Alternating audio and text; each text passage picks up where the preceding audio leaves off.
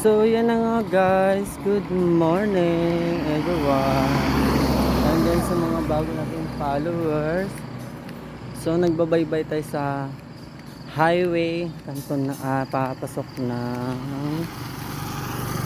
Banto guys. Kasi for this video guys, so sideline na naman tayo mga guys, kasi magatanim tayo. Hindi dyan lang ang kumari ko dumaan. So magatanim na naman tayo ng ating tugay. So yan guys, may baon tayong ayan, maghanap buhay na naman tayo. Kasi so may baon tayong kanin tsaka friska tuna and tubig guys. Kailangan natin maghanap buhay ngayong araw kasi wala tayong pambili.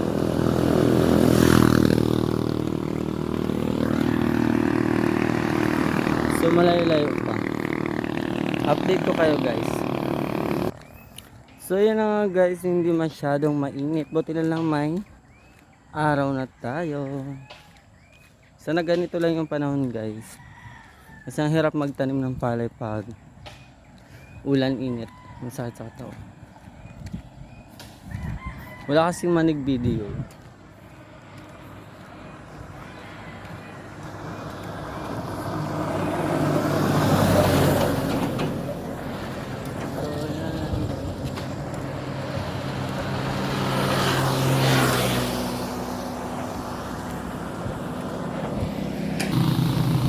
So yun na guys, hindi nyo ako makikita sa video kasi ako po yung nagbibideo sa sarili ko.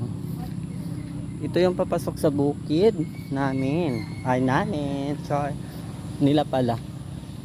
Pero may bukid na din kami guys sa lolo. Ito yung daanan papunta doon sa Basakan. So nakikita nyo na ba yung area? Yun guys, diyan kami magapunta. Diyan ako magapunta, diyan ako magatanim. Sayang kasi 500 din guys, diba? Sa mag-upo-upo tayo, wala tayong makukuhang tira sa pag-upo-upo. Naka 0.5 kasi to guys, kaya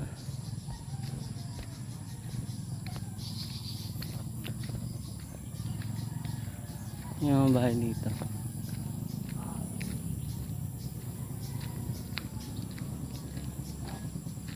Ngayon ba yun? Magatanong ko naman pala. Yan doon sa baba. Yan guys, yung Basakan. Sobrang luwang. Maluwang pa sa akin. Char! Mga bahay dito. Ngayon ba tanim? Hindi ko alam ah. Kung ngayon magatanim. Yan guys. Ganyan siya kaluwang yung tataniman. Ay hanggang doon. Ay, basta pa ba yan?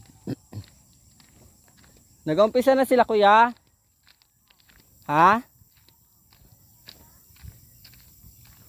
Ang aga naman. Anong oras na ba?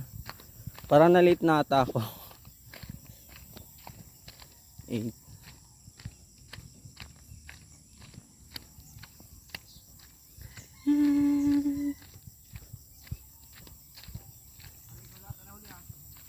Marami sila nagatanim?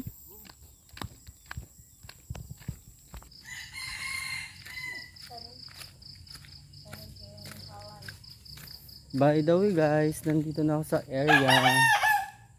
So parang ako yata yung na-late. So na-late tayo guys. Sana sila? Hello? Sana kayo?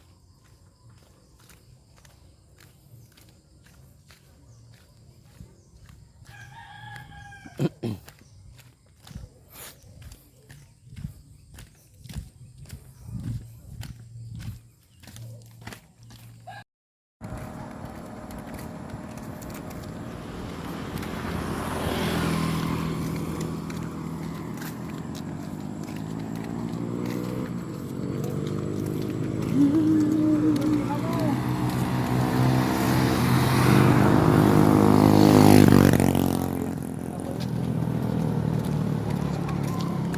siya.